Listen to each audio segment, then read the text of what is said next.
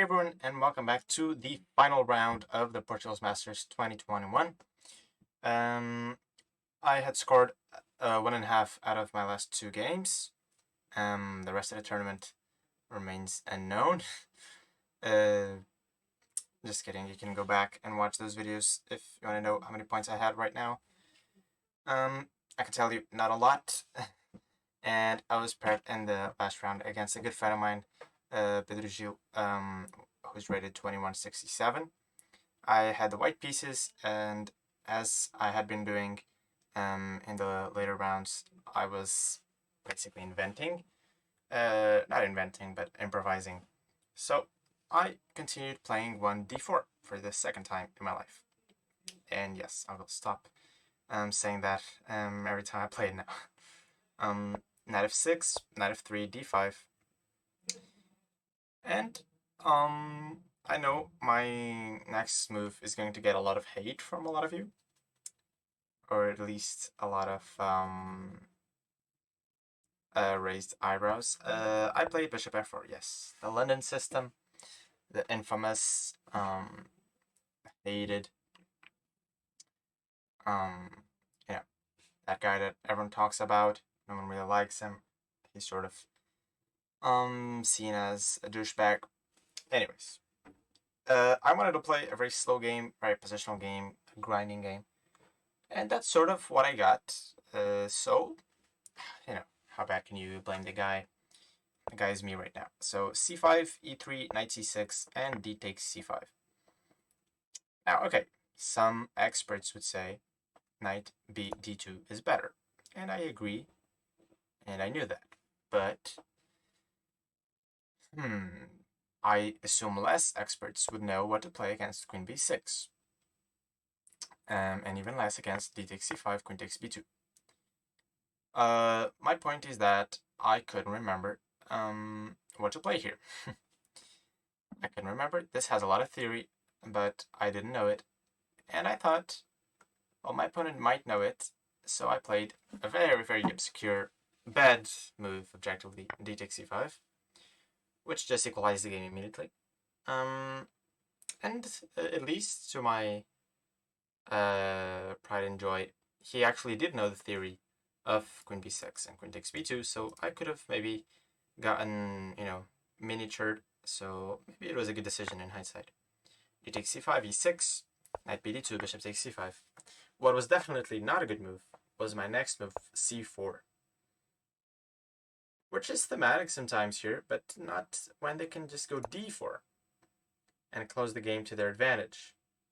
And there's some lines here, but it revolves around slight advantage for black.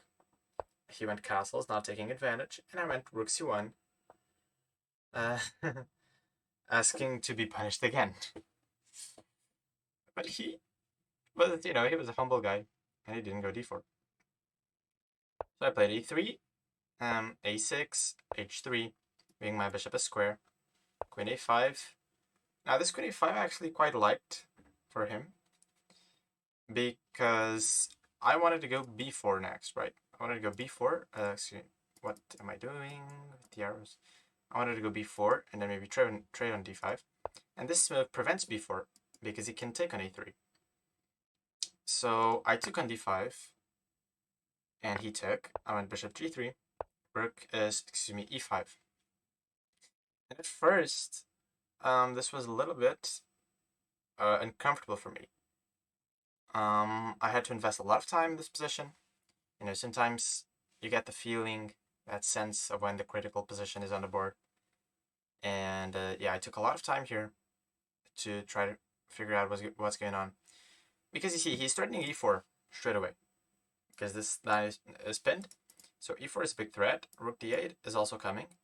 And his pieces are very active.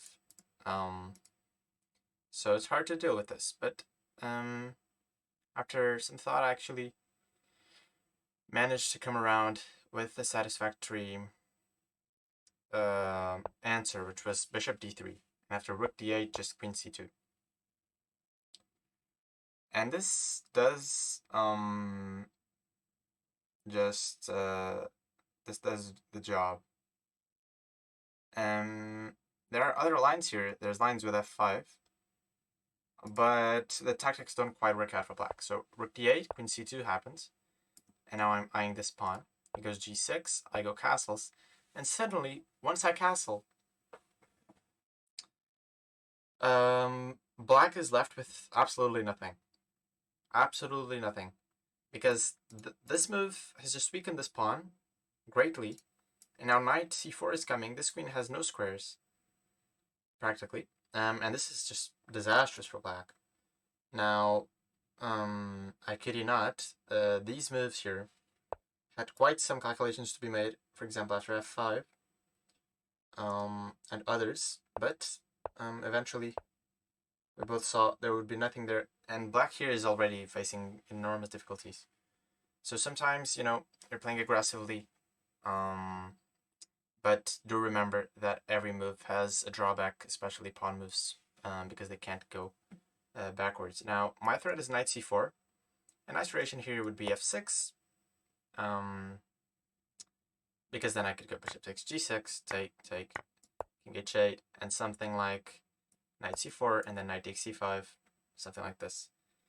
And white is just winning. I'm completely winning. That would have been a nice little tactic for the books, but well, I'm not sure who the book would like my participation in it, but okay. Bishop e6, knight c4, queen c5, and you see this pawn is just hanging here. So I took it because I'm a greedy guy, but queen e2, and the computer says hold your horses. It's better to take on the next move with an attack here. Okay, I took on e5 immediately. He takes, I take. He goes rook c8. I trade queens, and I'm all happy here. I'm a pawn up. I have a slow grinding position, just as I wanted. And I was happy that I had a good position in my last round. And in one move, I almost threw it all away. And I was, for a moment, really, really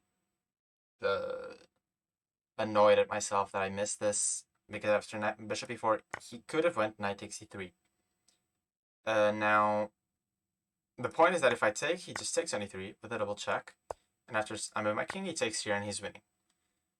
Here he's winning. Now, thankfully, instead of taking the knight, I had this intermediate move, rook takes c5. And after, well, doesn't matter what he does, let's say rook takes c5, I take on e3. And I have two pieces for the rook. So I'm still much better.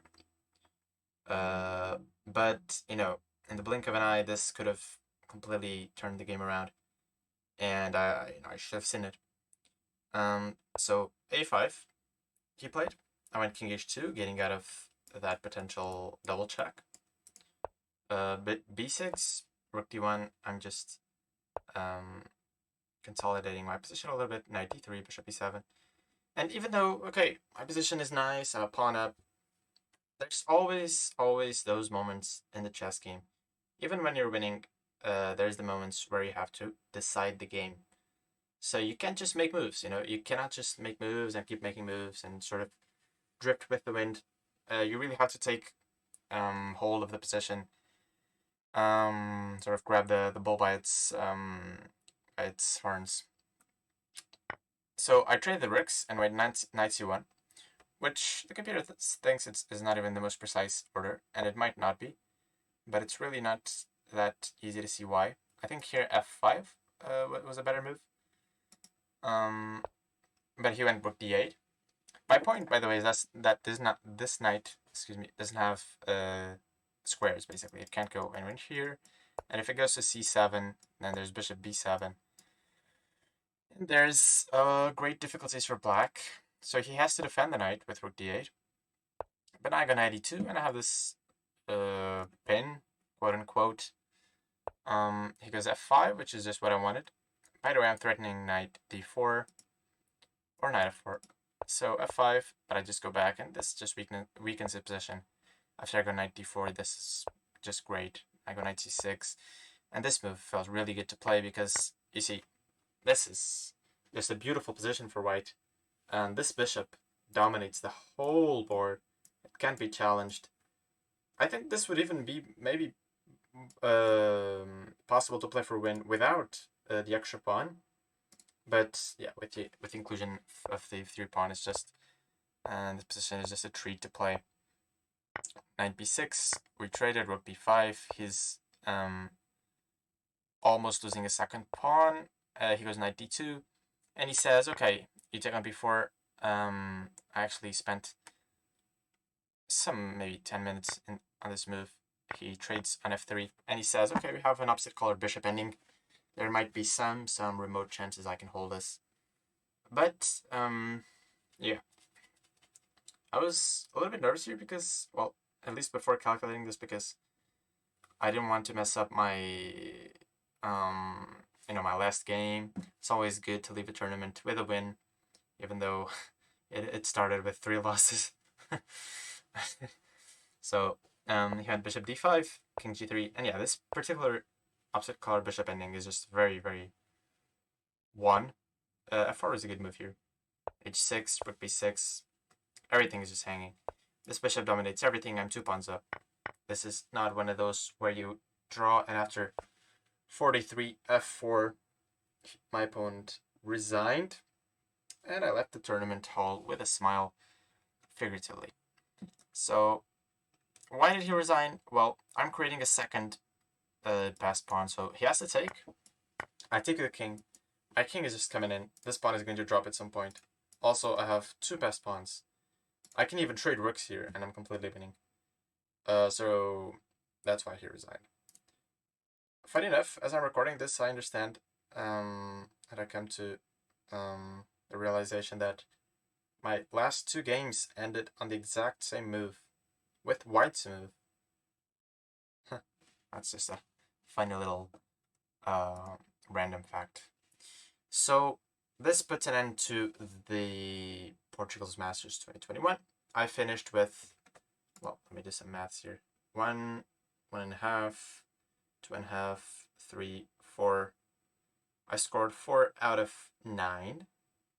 Less than 50%. Definitely very bad score. I finished in 8th place, tied for 7th.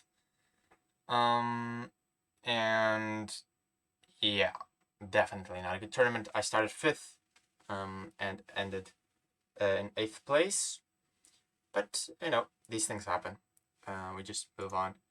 I am thankful or grateful that I managed to turn the tournament around a little bit towards the end of the tournament. In my last 3 games, I scored 2.5 out of 3. So that's good. That's good. It also comes to show how, when you start playing with no pressure, the performance just improves. So if you want to see my other games, you can go watch the other videos in the Road to GM series. This tournament had 9 rounds, and now my next tournament, which is going to correspond to my next Road to GM video, will only be a couple months away, probably in the summer. So I hope you enjoyed this video and this very long tournament.